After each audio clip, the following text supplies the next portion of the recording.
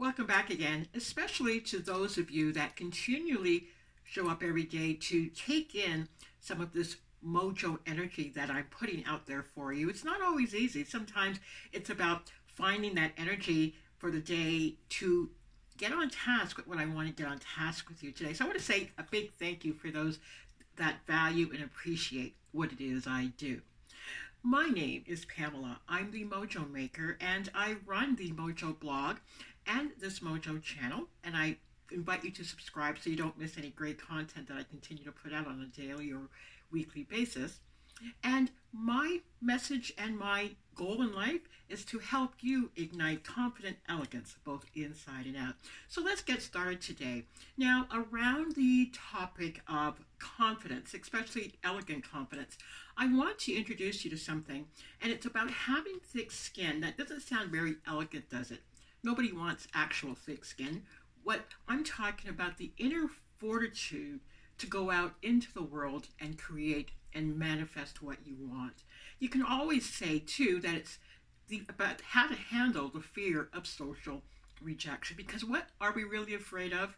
The good opinion of other people, right? I mean, without people around, we really don't have much to fear. Maybe the environment, if there's storms, or maybe some natural threats, wild animals, which most of us don't have to worry about living in the lifestyle that we live these days. So the fear stems from other people and what they think and what they say towards us. And that holds many of us in place and keeps us stuck. When we're always talking about feeling stuck, or we talk about fear, we talk about lack of confidence or self-esteem or worthiness, it usually stems around our interaction with other people.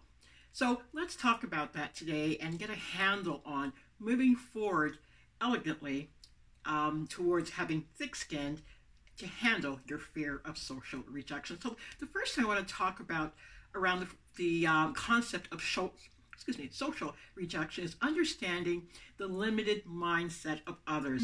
For some reason, we believe that other people know more than we know, or other people deserve more than we do, or other people are greatly more valuable. But that's just a thought we are thinking. It's a story we are telling ourselves over and over again that has no sense of truth around it. There are people that are smarter than you are. There are people that have worked harder and longer towards their goals than you have, but it does not make them more worthy than you. You probably just have to get yourself a really great, strong plan and work your butt off towards it and stay committed, but it has nothing to do with value.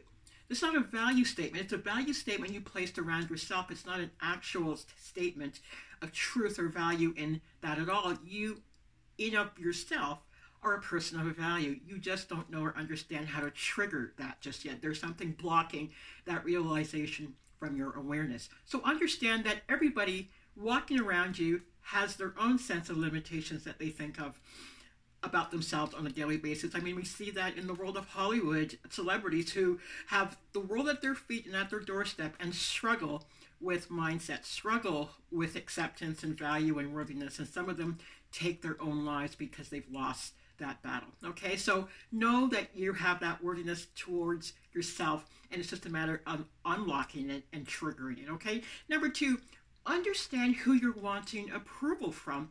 Most of the time, I gotta fix my sweater. Most of the time, we're looking for approval in all the wrong places. You know, there's that famous song that says, "Looking for love in all the wrong places." It's exactly so. Are you looking for acceptance for someone who does not accept themselves? Are you looking for approval from those that have yet to get up and go after their own goals and dreams?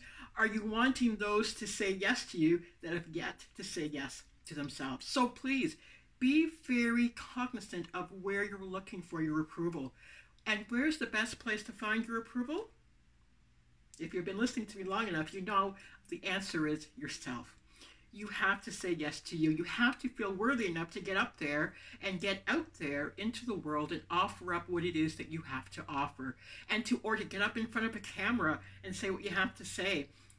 Be that person of self-worthiness, self-love, self-acceptance. Waiting for other people to give you permission, you'll be waiting the rest of your lives. I'm telling you right now. No one's going to wake up in the morning and say, I think I should call Pamela and say she's so acceptable that she should get up there and do another video. No one's ever going to give me permission to do these videos. I have to give myself permission. So that's what I'm asking of you, is to make sure the first place that you get your approval from is from yourself and your source. Okay? Now, number 4, I need you to understand this. Haters come with the territory. I'm especially putting this out towards those that are wanting to be influencers or leaders or coaches or teachers or anything like that. You cannot try to create safety around this thing. The minute you step out the door, you're a target. You're on. You're it. People are coming after you. People have all types of things to say to you. They won't say it in front of your face a lot of the time. They'll gather in their groups and say, oh man, did you check out Pam? Who did she think she is? Look at her always dressing up and doing.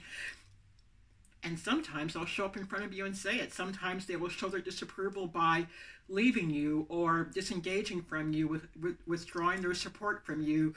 They stop following you across social media. Whatever it is, don't worry about it. That's part of the game of getting yourself out into the world with your work, whether you're an author, whether you are into creating homes and becoming an architect, whatever it is, somebody is going to find your work less than stellar. Understand that, but like I said before, the only person you're looking for approval from is yourself.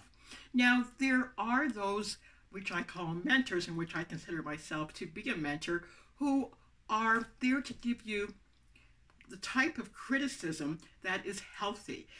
People like me who see your potential and want you to rise up, and may see the blocks that are in your way or the things that you are doing to sabotage yourself, and need a helping eye to help get you past those blind spots. The blind spots in your thinking, the blind spots in your doing, or maybe it's a simple tweaks in how you present yourself to the world, but whatever it is, that's the type of feedback you want, not the type of feedback coming from malicious people who just want to annoy you and get under your skin so you can stop rising because they refuse to move. Somehow we seem to want the approval from them. Stop. Let those people go. Let them go find something else to do, or something or someone else to annoy, but not you, okay? Don't give your good energy to those types of people and forces, okay? Number 5, don't tie your well-being to the opinions of others. I like to call it the good opinion of others. We do things waiting for feedback, and if it doesn't come in the way we don't get it, we sit our behinds down. Now, I was chronically involved in this for the beginning of my career, whether it was in my working corporate career or even working as an entrepreneur. Oh my gosh, I was crippled by this. Couldn't understand why I wasn't getting any place or getting any work done. Well, it was simple. I would move or not move based on what someone said to me. Imagine putting my whole life in someone's hands, or in the hands of people that didn't know me. And that's basically what we do when we give ourselves and our work and our energy and our forward momentum into the hands of other people or what they think. We, in effect, have given them our mojo. We've given away our mojo power to strangers or people that don't care. Because really, for the most part, people aren't thinking about you that much. They might, pay attention for a minute, and then they're on to the next thing. And there you are, still standing, waiting for them to notice you. Take back your power. And this is what I help people do in my mentoring sessions with them. I teach them how to turn and pivot and stay and stand in their mojo power. Okay? So let's move on to number 6. Don't respond to hate when it comes your way. People will find all kinds of way to poke at you, whether you're too short or you're too tall, you're too dark or you're too light, you're too fat or you're too thin. I have a list. People talk about that, and on and on it goes. Now, if I was to truly take that on, I wouldn't get up most days. I wouldn't put this camera on at all. I wouldn't write. I wouldn't do all the things that I do and put myself out in front of people and stand there and talk and share and give and promote and just reach across the table. I wouldn't do it, because if I am responding to hate, I'm going to be enveloped in that dark energy, that heavy energy. Let them go by. If someone says something to you, send them love and move on. There are a ton of people waiting for you to show up with your gift, okay? Number 7, recognize that nobody is immune to criticism. The minute you step out your door, it's on, like I said before. There will always be someone waiting to poke at you, whether silently or in your face.